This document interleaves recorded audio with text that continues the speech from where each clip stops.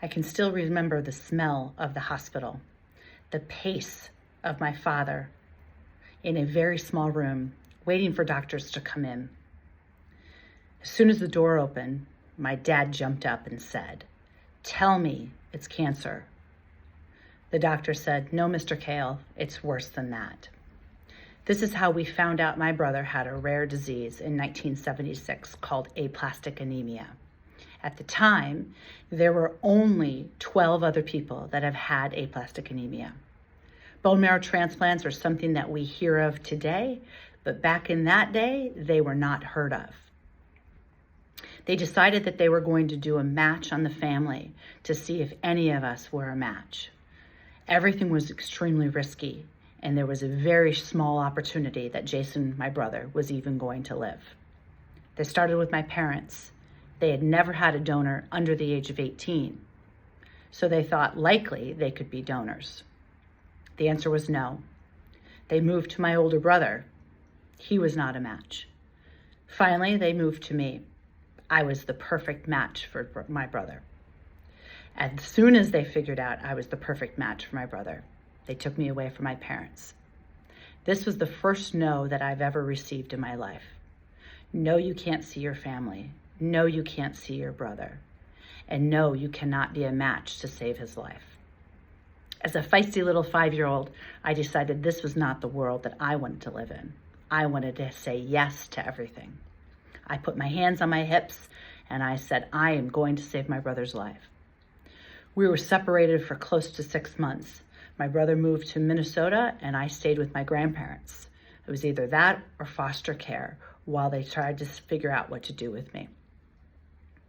I came to Minnesota in order to do a bone marrow transplant, which at the time took 5 hours and 50 holes in my pelvic bone while awake.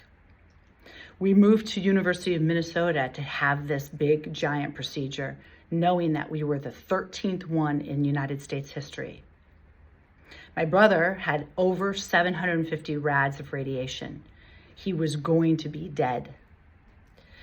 As I've told you, the topic of my conversation is notivation, how to use the power of no. That was my first no. My second no came as soon as we came back to the state of Ohio and I went back to school. I had a severe learning disability, but they didn't know what that was at the time. I had a 2nd grade teacher say to me, "You will never amount to anything. You will never be anything." I had to go in front of my classroom to those horrible learning vans in the snow and the sleet and the rain and basically be called a special learner. When I finally got to college, I actually understood math. I actually understood everything when it came to subjects. I just didn't like to be told no. As owner and founder of 3 different companies here in San Diego, I always wanted to innovate. I was always told no along my way. As a multiple company founder and multiple $1 million founder, I had started a company called Navigate HCR. All my businesses were in service-based business.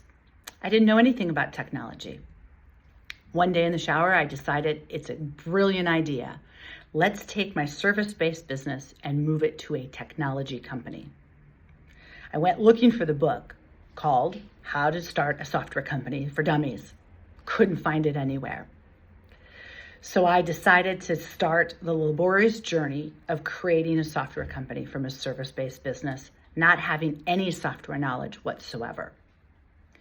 I got it to a certain point and decided to sell the business. While I was selling the business, I was told I was only a salesperson and was never really a technology person. From somebody that's always told no, I always want to reach to the other side. So how many women in the United States own or start or found technology companies? It is less than 1%.